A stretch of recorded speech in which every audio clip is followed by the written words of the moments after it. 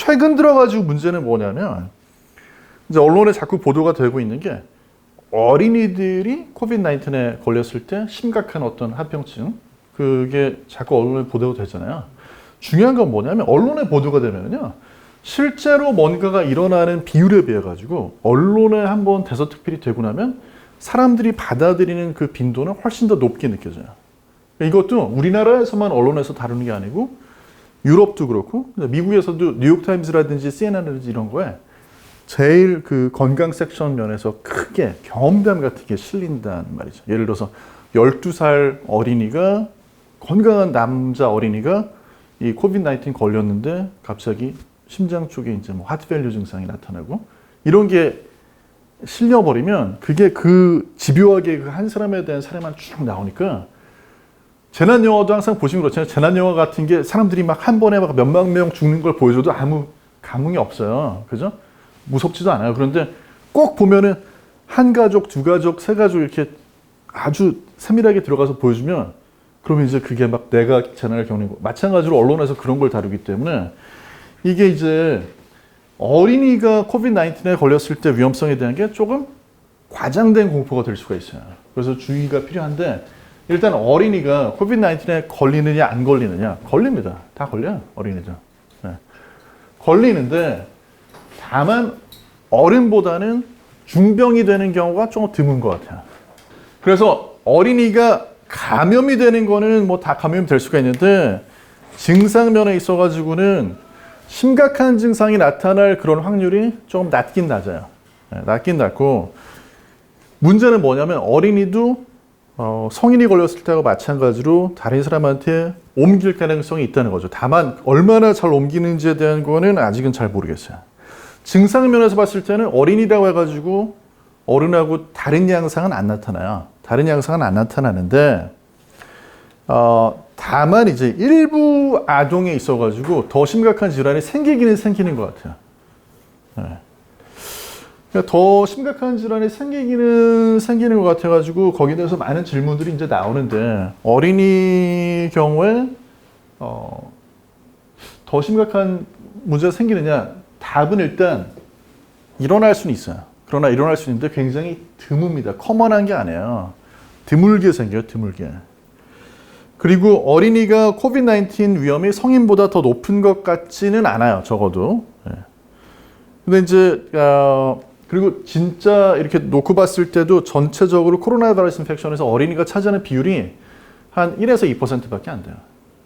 그러니까 그만큼 어린이들이 감염이 더 잘 되는 것 같지는 않은데 드물지만 이제 언론에서 보셨던 것처럼 가와사키 병이라든지 아니면 톡식 쇼크 신드롬이라고 해야지 독성 쇼크 증후군이라든지 이런 거하고 비슷한 그런 양상의 질환이 어린이가 코로나 19에 감염이 됐을 때, 코비드-19에 감염이 됐을 때 나타나는 것 같다라는 거죠. 그래서 이런 것들은 지금 이제 뭐 예를 들어서 가와사키 같은 경우에는 원인은 아직 모르는 그런 질환인데 열이 굉장히 많이 나면서 발진도 막 생기고 그 다음에 이제 그 염증이 온 몸에 다 생기는데 특히 이제 심장 혈관계 쪽에 염증이 생겼을 때 치사적이 될 수 있는 그런 질환인데 요게 지금 갑자기 늘어나고 있다는 거죠. 늘어나고 있는데 그 아이들을 가지고 이렇게 검사를 해보면 걔들이 전부 다 그렇다고 해서 코비드-19이 진단이 되는 건 아니에요. 그래서 이제 이게 우연의 일치냐 아니면 코비드-19 때문에 그러냐 여기에 대한 게 논란이 있는데 지금 봤을 때 이제 뭐냐면 어린이의 경우에 드물지만 증상이 없이 지나가는 것처럼 됐다가 혹은 아니면 뭐 코로나 바이러스 자체는 그냥 훑고 지나갔는데 그 뒤에 몸이 과도한 어떤 염증을 일으켜가지고 이런 상태가 오는 것 같다라고 이제 바라보는 견해가 많아요. 물론 그걸 증명까지 하는 건 굉장히 어려울 텐데. 그래서 일단은 이런 문제가 지금 걱정과 우려를 자아내고 있는데 문제는 이제 뭐냐면 이게 굉장히 드물다는 겁니다. 그러니까 코비드-19에 어린이 감염돼가지고 어떤 멀티 시스템 인플라마토리 신드롬 굉장히 막 여기저기에 염증이 생기는 전신에 염증이 생기는 그런 확률이 굉장히 낮아요. 이걸 왜 이야기를 하고 넘어가야 되냐면 이게 굉장히 드물고 크게 걱정할 일이 아니다라고 얘기하면 조금 이제 어폐가 되지만 이것 때문에 뭐를 두려워하면 안 되냐면 계약이라든지 뭐 등교하는 거에 대한 거를 두려워하진 안아야 된다. 그걸 설명해 줘야 된다라는 게 전문가들한테 이제 상담할 때 이야기해주는 포인트야. 왜냐하면 학교가 이제 개학이 되는 게 우리나라만 그런 게 아니고 다른 나라들에서도 학교 개학에 대한 걸 준비를 하고 있는데, 그런데 이제 이게 자꾸 언론에 나오니까 사람들이 걱정이 안 될 수가 없잖아요. 걱정이 되게 많이 되고 하는데, 이것 때문에 학교 가는 거를 학교 보내는 걸 걱정할 정도로 이게 흔하게 나타나는 게 아니니까 연관성은 있어 보이지만 너무 지나친 걱정은 하지 않아도 된다라는 게 이제 일반적인 견해입니다. 그러면 어린이는 사실은 언론에 이렇게 크게 보도가 되는 것처럼 그렇게 위험한 그런 위험군이 아니고, 사실은 성인이 위험한데 성인 중에서도 누가 위험하냐?